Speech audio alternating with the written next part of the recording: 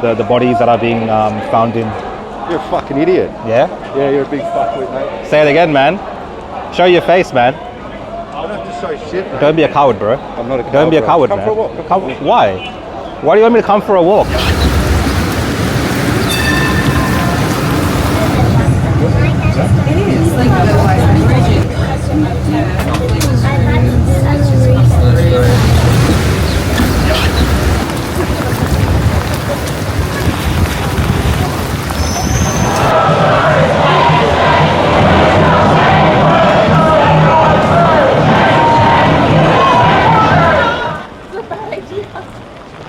Hey guys, Rukshan here, episode 3, coming to you from the city of Melbourne. Welcome to Global Boiling. It is pouring here in Melbourne, what is meant to be our summer. So I don't know what they say about global boiling, but it's definitely not happening here in Melbourne. Let me just show you guys a bit of the city.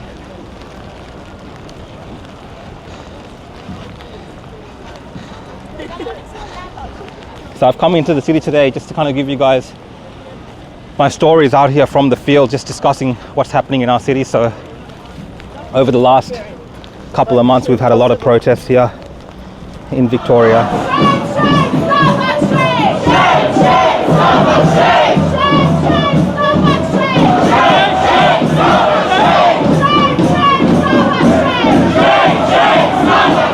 The killing of the Gazan children is not acceptable. It has to stop and cease immediately with no conditions.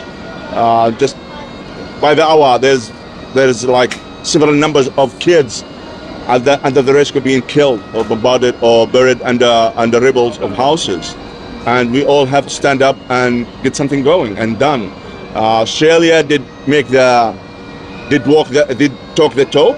They said okay for ceasefire, but they didn't walk that talk. That's hypocrisy. They're still exporting weapons to Israel. They're still supporting what they are doing. So we need to move and walk the talk. We need to, do what we are saying. Yeah. We believe in freedom. We believe in safety of all humanity and equalism. So we should practice it.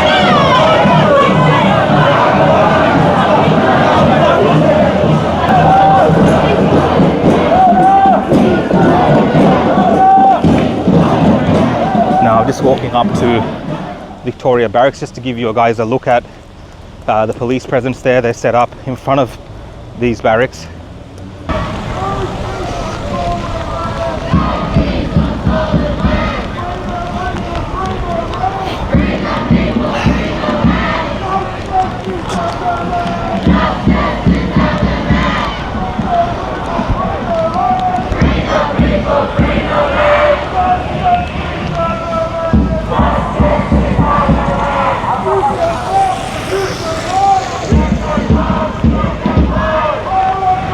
Particularly sure if this camera can handle the outdoor settings. It's not really designed for that as such, so it makes it a little bit more difficult. So I'm just here under some trees at a park near the protest so I can speak.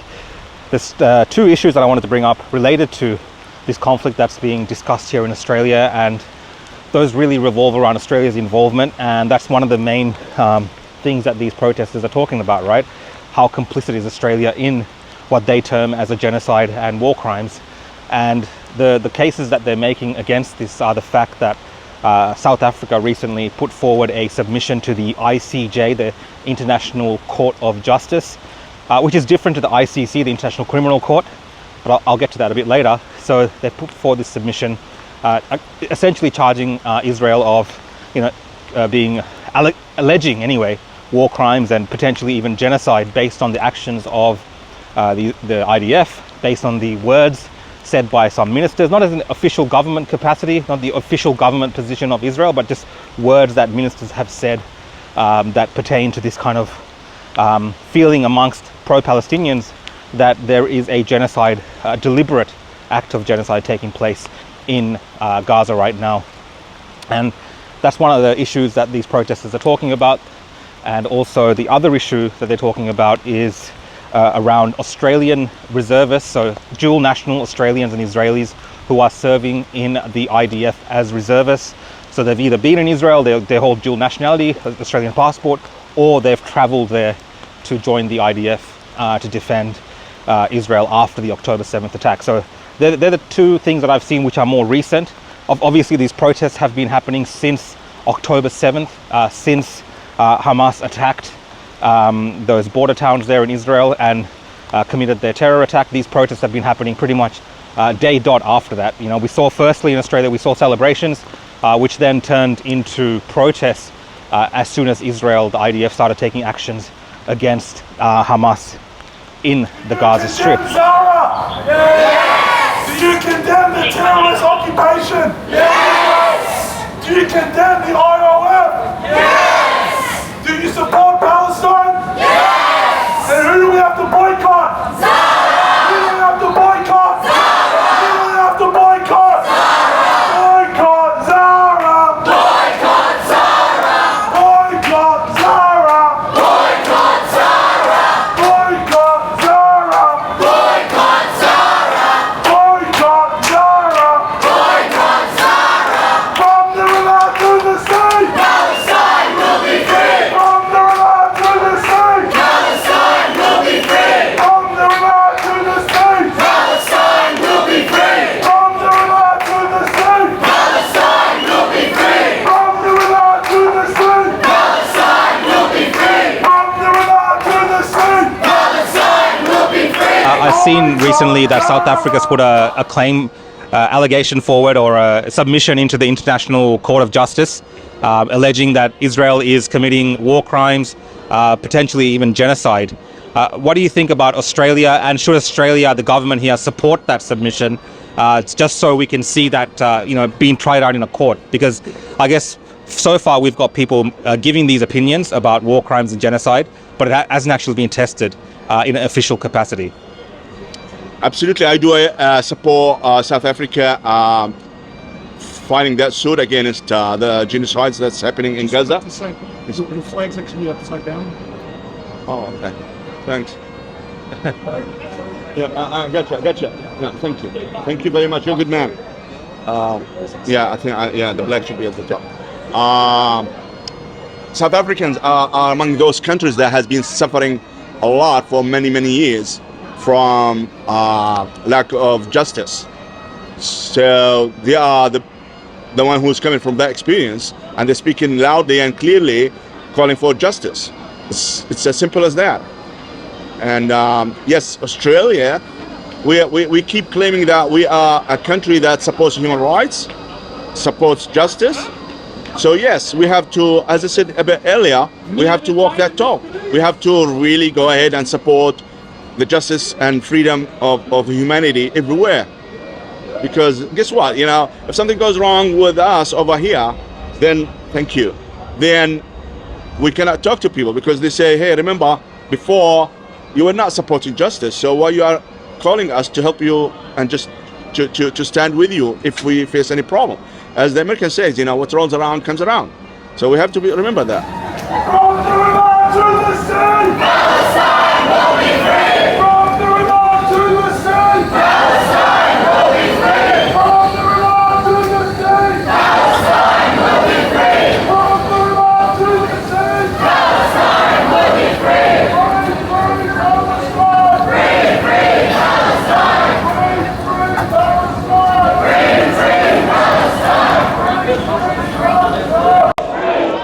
Palestine! Free Palestine! As you can see, guys, I was just there in front of Zara. Zara is a constant target of this pro-Palestine protest movement. They say Zara had some insensitive advertising that they did, which had these mannequins in what appeared to be similar to the body bags that you're seeing a lot of the civilians, images of the funerals or the bodies that are being found in. You're a fucking idiot. Yeah? Yeah, you're a big fuckwit, mate. Say it again, man. Show your face, man. I don't have to say shit, mate. Don't be a coward, bro. I'm not a coward. Don't be a bro. coward, Come man. for a walk.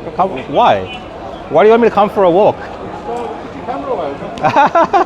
Come on, man. There you go. Just some Antifa, left-wing radical. That's the problem with these protests. You have these crazy left-wing radicals. As you can see, I've been trying to cover this today, and then that loser just, you know, came and tried to, I don't know, intimidate me, called me a fucking loser, and then just walked off when I asked him to show his face. He's too afraid, so these are just cowards. Anyway, so yeah, the Zara boycott movement is really to do with these images. I think Zara, it's linked with Israel in terms of the company. I think it's Spanish owned or Portuguese owned, the owners at least. I don't think it's got any involvement like that. It's literally that campaign, and Zara say that campaign, which is about mannequins, according to them, was actually shot in September, so well before this conflict actually got underway on October 7th. So very interesting, but of course, like I said before, same as Starbucks, Zara is a target of these boycotts. So anyone that doesn't actually speak out against what's happening in Palestine on the side of the protesters, especially these big corporations, they will go after them. Or if anyone that makes any type of insensitive, even if it's just by accidentally, which it appears like is in the case of Zara, they will go after these organizations. What about the criticism that we're getting in the West? One of the criticisms that a lot of people say is, well, Hamas should just surrender. That would stop all of this. What do you say to that people that say this? Are they asking us to surrender Australia as well? I mean, come on. I mean, why should somebody surrender his rights? I'm sorry. Should we ask him to surrender his house, his car, his family, his kids, his morals, his ethics? I mean, that's a dignity. That's simple as that. He's just saying that people should, he's asking people to surrender their own dignity, their own, freedom of thinking even.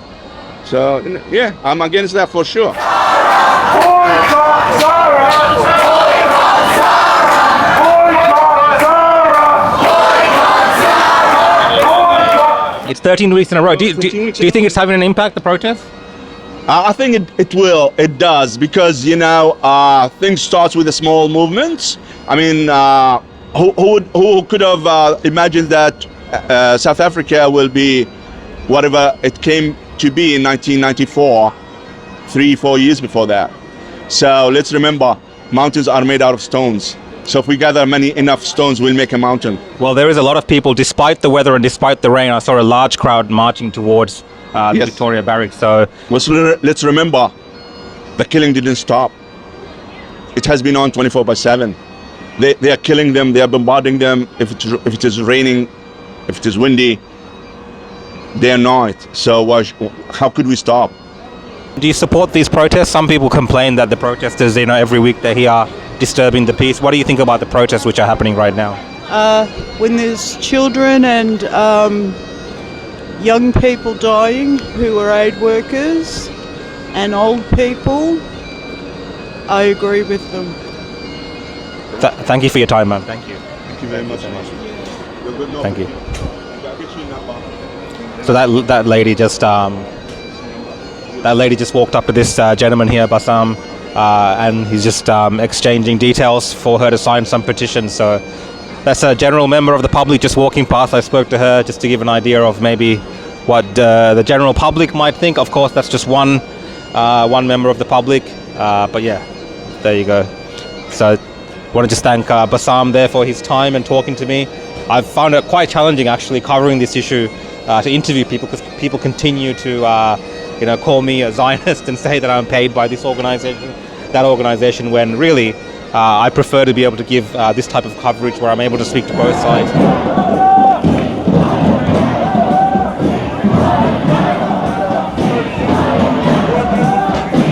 And I guess going to the military barracks today, these protesters, they're upset about Australia's involvement in that way. They're upset about Australia's involvement in potentially supplying Israel with arms. That's an issue of contention as well.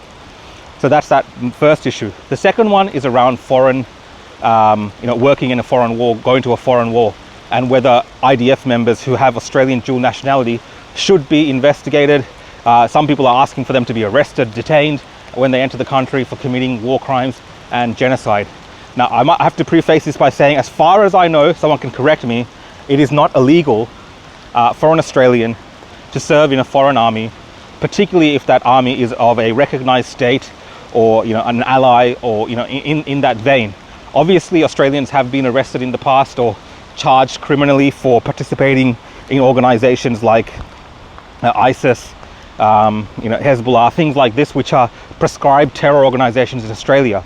But the IDF, as far as I know, Australians can legally go there, fight with the IDF, particularly if you're a dual national. And a lot of Israelis, they do the military service as a part of, it's a normal part of their society to do military service at a certain age. So there is a lot of Australians here who would be a part of the IDF at some capacity, or have trained in the past as a regular part of life in Israel for them. So again, I don't potentially see a situation where Australia themselves takes unilateral action to charge Australian citizens or dual nationals when they come back to this country and accuse them of war crimes or genocide. You've seen just how difficult it is for Australia itself to even monitor its own military personnel when they go overseas, and how hard it is for them to bring justice about for some of the crimes that have been committed by the Australian armed forces in overseas combat. So when you're talking about something like Israel and what's happening in Gaza, with the void in accurate information, without it properly being tested, without these charges actually being verified or laid, I don't see Australian government actually taking any measures beyond potentially issuing some sort of statement saying that, of course, if you're found guilty of committing some type of atrocity and there's evidence of this and you're charged of this, that could impact your Australian citizenship, or not even that, you could have implications for yourself here in Australia. I don't know, that's all speculation because it's all up in the air. But I can see the anger and the frustration in these communities who have been protesting now for, I think, 13 weeks of straight protests here and around the world. And despite, I guess, a lot of the protests, there has still been a lot of death, destruction. It has not stopped, and it doesn't look like it's going to stop as well, right? Israel seems like it's fully committed to going the full mile in terms of their stated goal of dismantling Hamas. Hey man, how you doing? Dismantling Hamas. And it seems that they want to go ahead with that, and there's nothing that's going to stop them. Whether this an injunction from the the International Court of Justice would temporarily make them stop, I don't know, because unlike other times, Israel's actually mounting a defense. So I think this court case in the International Court of Justice starts on January 10th or the 11th, and what's going to happen is Israel is actually mounting a defense. So they're putting a team together. And a lot of people don't understand that what potentially happen is this will get dragged out, right? This will get dragged out. Israel will drag this out in that court. They're not just going to go in there and fold. I don't see that happening. They're going to plead their case, and they're going to mount a defense of their actions in Gaza if they have to do that. If they have to defend themselves, they will, and they'll be supported by the US, right? So it's going to drag on unless there's some injunction proposed. It's not going to seize this, so it might go on for months, this case. They might expedite it, who knows? But I don't think it's a resolution that people are thinking.